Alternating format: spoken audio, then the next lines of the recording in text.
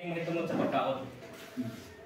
Ang atong Santa Iglesia Katolika nagtudlo nga ang tanang binuhat sa Ginoo maayo. Murang si San Pablo diya sa iyang sulat.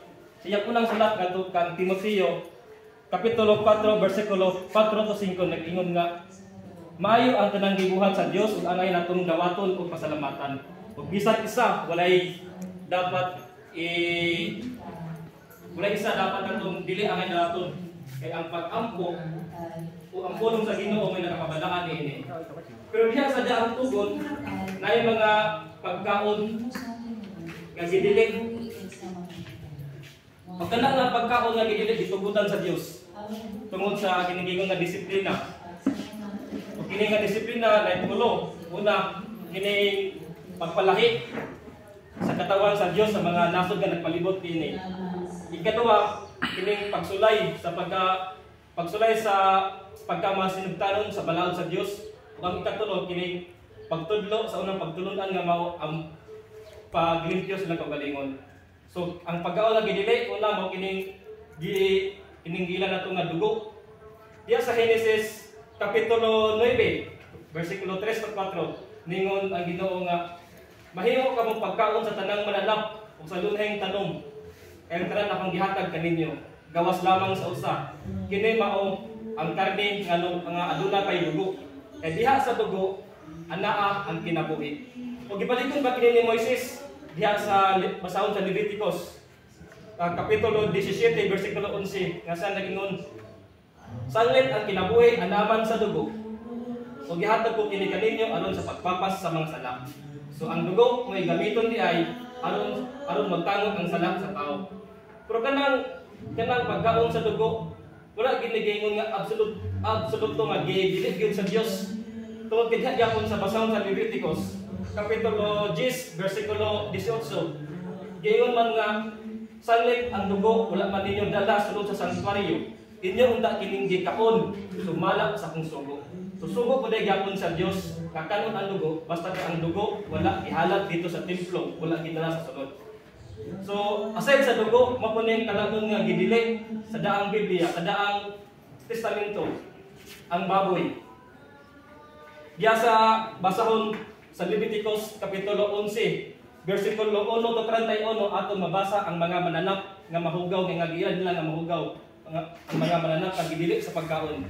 Pagbahin diya ang baboy, giingon diya nga bisan ang baboy adunay pikas ug tuko apan dili man kini usap sa iyang pagkaon, hugaw kini alang kaninyo. Ug bisan unsa nga mananap nga nasa kadagatan, katubigan, kasubaan nga walay kapay ug himpis, hugaw kini alang kaninyo. So kining mga baboy sa ginayon ka, sa ginayon ko lang walay ay adunay pikas ug kuko pero dili mo usap sa pagkaon, hugaw. Mga kamilyo, hugaw daw na siya. Kining pasayan baki, musit, walay himbis o walay kapay, hugaw kana alang sa daang tugon. O gingon ko na sa daang tugon diya sa Isaias kapitulo 66 bersikulo 16-17 nga mukaon aning mga hugaw nga mga mananap maimperno. So kita, di man kita mo pili, mukaon kita na tanan. Ang pangutana maimperno bata.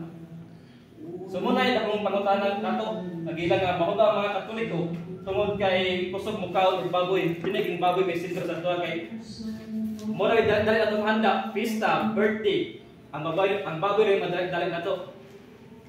Munang atong hatagan og husay. Ang kanang gidili nga pagkaon, kanang gipangdili nila, mabasa nato diha sa daang testamento. Ug atong usayran nga ang testamento, ang daang testamento, ang natumanan niini si Ginoong Hesukristo. So niining tanan ang muhatag og husay si Ginoong Hesukristo. Atong pangutanon si Ginoong Hesukristo ug unsay barog niya may tungod sa pagkaon. Diya sa Ebanghelyo ni San Marcos kapitulo 7 bersikulo 18 to 19 sa ningon bisan unsa nga mosulod sa baba sa tawo dili kini makapahugaw kaniya. Kaya dili man kini mosulod sa iyang kasing-kasing, kundi dili mosulod sa iyang tiyan lamang ug mogawas sa iyang lawas. Ang makapahugaw sa tao katong gikan sa iyang kasing-kasing nga mugula sa iyang baba nga mahinungdan nga ang tao nakasala.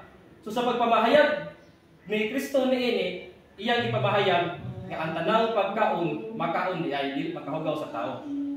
Ug diha po sa Ebanghelyo ni San Lucas kapitulo 10 bersikulo 8, niingon siya nga kaon kamo sa bisan unsay idait kaninyo. So kung magpista, bisita ta, ang kasagay dahil sa tuwa, baboy gyud. Kung natay bisitahon diya sa syudad, ang madali nila pasayan. Lamig-lamig kayong pasayan. So ang ingon ni Kristo, dait kaon kamo sa bisan unsa ihatag kaninyo.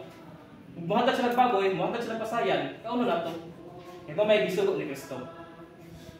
Ikaduha, kani dito ang ingon nga ang katukurong mga kanang baboy mahugaw. Apan kini di mga pagkauna, giila sa Dios nga malinis. Diha sa buhat sa mga apostoles kapitulo 11 bersikulo 5 to 9, si Pedro natulog nakakita sa usa ka panan-awon. Usa ka habol gikan sa langit dinaog sa yuta. Ug dito sa habol anaa ang mga mahugaw nga mga mananap, itong mga gidili. Ug dito niingon ang Ginoo, Pedro, bangon, pag-ihaw og pagkaon.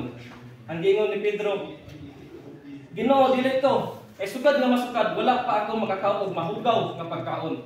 Apan ang giingon sa Ginoo kang Pedro, Pedro, ayaw ila nga pagkaon nga akong gihinluan hugaw pa. Kang pagkaon ako nang giila nga malinis. So ang pagkaon diay para sa Dios hinlo, dili kini hugaw. Ug sumala po di San Pablo sa iyang sulat ngadto sa taga-Roma kapitulo 14 bersikulo 17, sa nag-ingon nga ang gingharian sa Dios dili mahitungod sa pagkaon ug pag-inom, kundi sa magkatarong makigdait o kalipay nga gihatag sa Espiritu Santo. So ang pagkaon diay o pag-inom o kining pagkaon yun, way labot sa kaluwasan sa tao. Kaya ang kaluwasan sa tao maangkon pilagi sa pagkamatarong, pakigdait o sa kalipay nga gihatag sa Espiritu Santo. So kini pong pagkaon diay nga dili kuno ingon tag kaluwasan ug aron maluwas kita, mopadul kita sa Ginoo. Apan ang pagkaon sumala ni San Pablo sa iyang sulat ngadto sa unang Korinto kapitulo 8 bersikulo 8, ang pagkaon dili makapaduol kanimo o makapahilayo kanimo sa Dios. O dili makaayaw kanimo o makadaot kanimo kung mukaon ka niini. So pagkaon gyud wa gilabot sa kaluwasan. Kay si San Pablo naman nagtukan nga dili niya makapaduol kanato o makapalayo kanato. So dili sa bagong tugon giwala ni Kristo katong balaod nga may tungod sa gidili nga pagkaon tungod kay gusto ni Kristo nga hatagan kita. Pag kinabuhi ingon nga hatagan og bagong hatagan og mas bukat nga rason kanang ang tao mahugaw. Kini paghatag sa atong mga sala, kini ang tinuod nga makapahugaw sa tao. So kining gingon nga ang kanang Daang Testamento tinuod nga dadya ang gidili nga pagkaon pero intended na sa mga Hudyo. Kaya mga Hudyo balaod man nila. Pero kitang mga Kristiyano dili nato na balaod. Dili ta followers sa Jewish nga balaod, Jewish law. Followers naman kita ni Kristo. So karon kung followers naman ta ni Kristo, ang balaod ni Kristo may atong gisunod. Dili na balaod sa mga Hudyo. So daghang salamat ug mayong buntag kanatong kanan. May buntag.